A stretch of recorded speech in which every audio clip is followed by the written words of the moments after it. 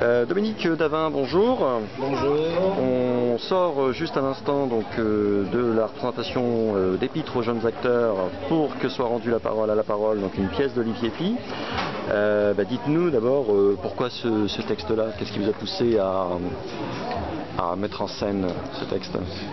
Ce qui m'a poussé, c'est déjà la beauté du texte lui-même, c'est l'intérêt du texte poétique d'Olivier Py et puis de son propos, quoi, de cette urgence à sauver la parole, à parler de la parole aujourd'hui, dans un monde où on parle plus de communication que de parole. Et c'est tout le propos d'Olivier Py au cours de cette pièce. Alors au début, c'est vraiment une parole qui s'adresse à des jeunes acteurs, il le dit lui-même, mais très vite on se rend compte que ça s'adresse finalement à tous les acteurs que nous sommes tous dans la vie, les rôles que nous jouons, donc de retrouver une vérité de parole, et c'est ça qui m'a vraiment semblé urgent de dire aujourd'hui au théâtre et ailleurs.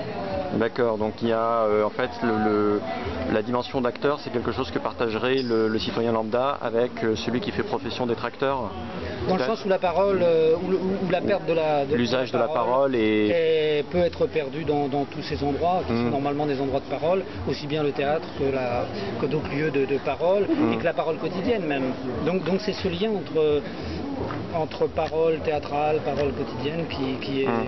Quand vous dites qu'elle peut être perdue, vous voulez dire peut-être qu'elle peut être galvaudée, c'est ça C'est que le sens même de la parole peut être perdu. C'est-à-dire, quand Olivier Py dans le texte dit, on lui demande ce que c'est que la parole et qu'il dit la parole est promesse. C'est ça en fait normalement une parole. Mais ça, c'est vrai qu'on peut perdre ce sens.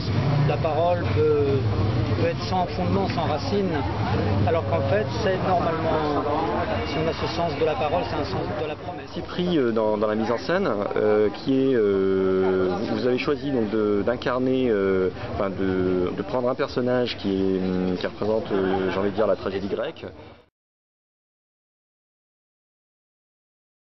C'est un peu indiqué dans le texte lui-même d'Olivier Py, où il y a cette tragédienne qui arrive là un peu comme si elle venait d'un autre monde ou d'une autre époque, et qui arrive dans notre monde d'aujourd'hui, un monde qui parle plus, comme je disais tout à l'heure, de communication que de parole. Et elle, avec son sens de la parole, elle découvre un peu ce monde-là où la parole n'a plus du tout la même fonction ni le même sens que pour elle.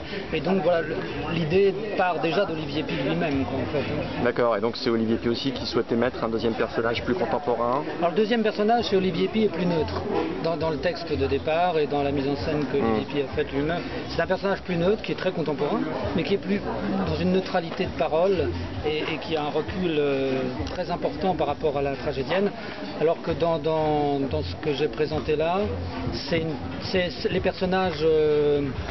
Le personnage qui fait face à la tragédienne, la comédienne joue plusieurs personnages qui sont des communicants, mais je les ai plus profondément marqués.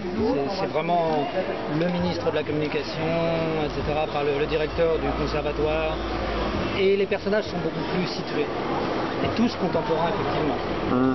Oui. Ces personnages-là, d'ailleurs, on peut les identifier à l'aide d'une espèce de tableau, d'une pancarte, voilà, effectivement, qui se met autour du cou. Et c'était pour ajouter du comique à la situation. Alors ça aussi, c'est bon dans le départ. Au départ, le texte d'Olivier Py le prévoit comme ça. J'ai trouvé que l'idée, je l'ai gardée parce que je trouve que l'idée est intéressante, que le personnage affiche ce qu'il est. Oui. Comme s'il entrait effectivement dans un rôle, quoi. J'affiche, je joue ce rôle-là. Oui. Voilà. D'accord. Moi je me suis demandé si c'était pas aussi une parodie, vous savez, de badge dans les entreprises, c'est-à-dire où les gens marqués dirigeants, secrétaires, etc.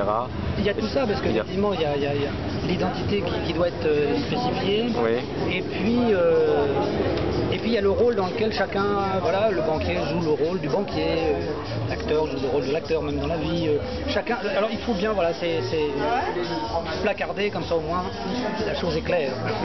Ce second personnage, à un moment donné, justement, le personnage contemporain revêt une tenue de footballeur avec un masque porcin sur la tête.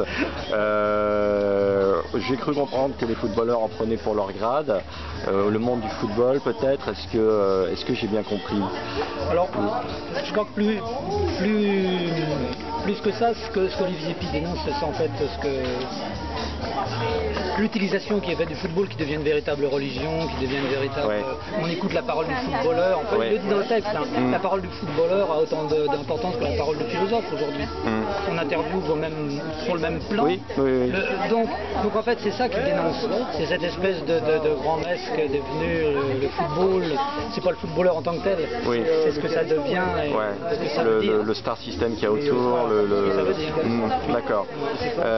Bon, on va terminer avec les horaires de présentation puisque là on est vraiment tout début juillet, on est le 6. Donc ça joue jusqu'au 31. Jusqu'au 31, d'accord. 31, 15h45. 15h45, donc au théâtre Du Cabestan. Du Cabestan qui est rue Du Collège de la Croix. Du Collège de la Croix à Avignon. Voilà. Très bien. Merci beaucoup Dominique Davin. Merci.